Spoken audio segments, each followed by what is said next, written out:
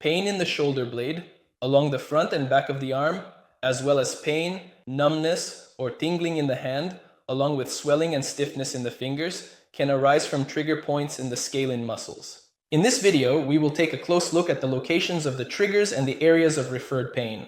Simple tests to determine damage to the scalene muscles, as well as therapeutic exercises and practical recommendations that will help relieve pain and improve well-being. My name is Sergey Chernov. Let's tackle this pain. The scalene muscles are deep muscles of the lateral group of the neck. There are anterior, middle, posterior, and the scalene minor muscle, which is not found in all people. Scalene muscles attach to cervical vertebrae and ribs, anterior and middle to the first rib, posterior to the second. They stabilize the spine and help in breathing by contracting during inhalation. All the scalene muscles stabilize the cervical spine and play a primary role in the breathing process, contracting during deep inhalation and lifting the first and second ribs upward. When the scalene muscles contract on one side, they bend the cervical spine toward that side, and when they contract on both sides, they bend the neck forward. Most often, trigger points occur in the anterior scalene muscle, followed by the middle, posterior, and smallest scalene muscles.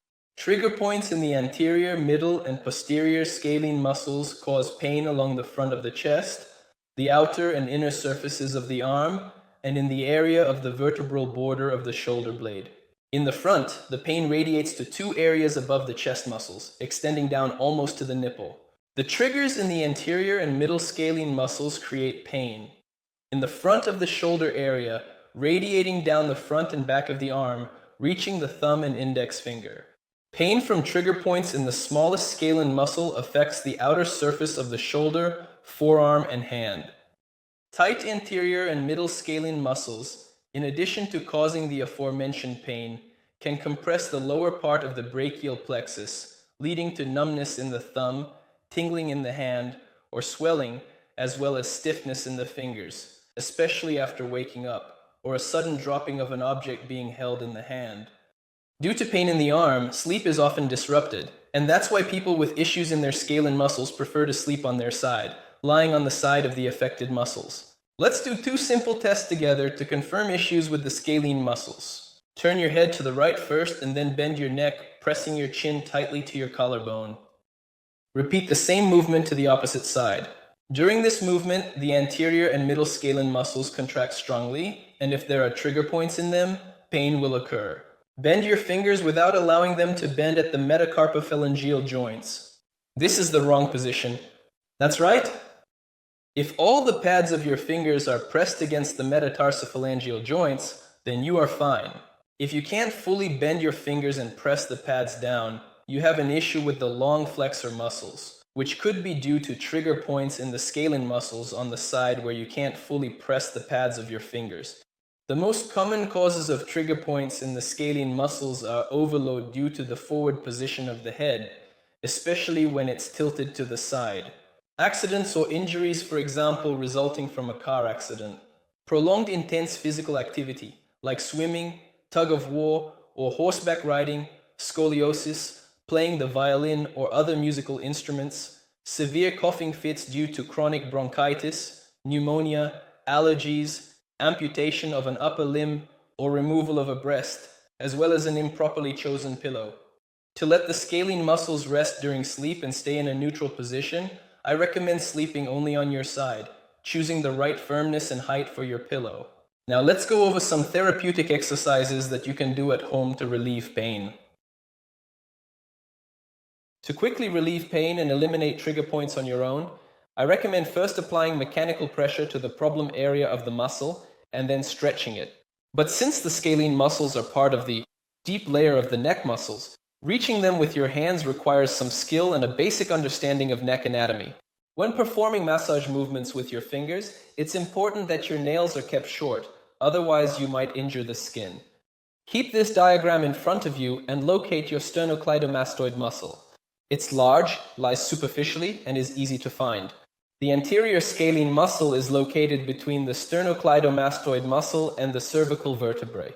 To access it, you'll need to move the sternocleidomastoid muscle forward. The middle scalene muscle is located behind the anterior one on the lateral surface of the neck and its lower part is free from the sternocleidomastoid muscle. The posterior scalene muscle lies more horizontally behind the middle one, in the triangle above the clavicle and below the anterior edge of the trapezius muscle. The scalene muscles are closely adjacent to the vertebrae and feel much firmer to the touch than the softer sternocleidomastoid muscle. To self-massage the anterior scalene muscle, grab the sternocleidomastoid muscle like this and move it forward. In this position, press the anterior scalene muscle against the spine with your fingertips and apply massage pressure along the entire back edge of the sternocleidomastoid muscle from the level of the angle of the jaw to the clavicle. Be careful with the amount of pressure you apply, as the trigger points in the scalene muscles can cause a sharp pain, like an electric shock, when pressed. Once you find a trigger point, press on it for 15-30 seconds, then release the painful area, apply gentle massage, and press again. Repeat this cycle 3-5 times. To target the larger middle scalene muscle, perform the same movements but shift slightly back. To work on the posterior scalene muscle, place your middle finger under the front edge of the trapezius muscle, at the point where it attaches to the clavicle, and move your hand parallel to the clavicle, towards the sternum. The bone that you can feel under your finger is the apex of the first rib. After you've applied mechanical pressure to the scalene muscles, you need to stretch them. Since the scalene muscles bend the cervical spine to their side when they contract unilaterally and bend it forward when they contract bilaterally, you can stretch them in the following way. Lying on your back, firmly secure your right wrist under your gluteal muscles.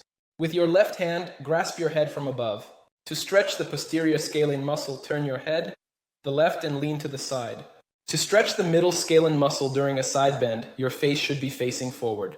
If you want to stretch the anterior scalene muscle during the side bend, turn your face to the right. Hold each position for 1 to 2 minutes while maintaining deep, calm breathing. After stretching on one side, place your left hand under your pelvis, grasp your head from above with your right hand, and completely repeat the exercise on the other side, holding your head in 3 positions. You can do a similar exercise while sitting on a chair by sitting your pelvis on one hand and using the other hand to help tilt your head, holding it in 3 positions one after the other. Or you can do a more challenging version of the exercise while standing.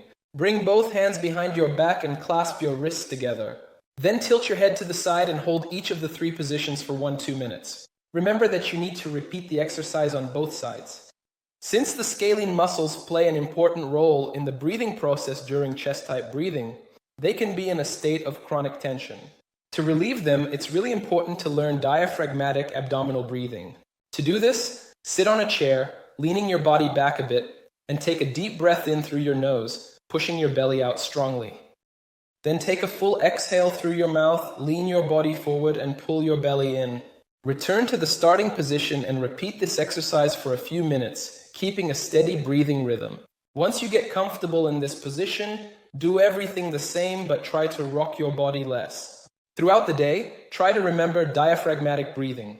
It will help you not only relieve the scalene muscles, but also improve the health of your internal organs. To avoid triggering pain, try not to carry heavy objects or lift them with your arms extended forward. Make sure to maintain good posture and avoid letting your head lean forward, especially when you're using your smartphone for a long time, working at a computer, or driving a car.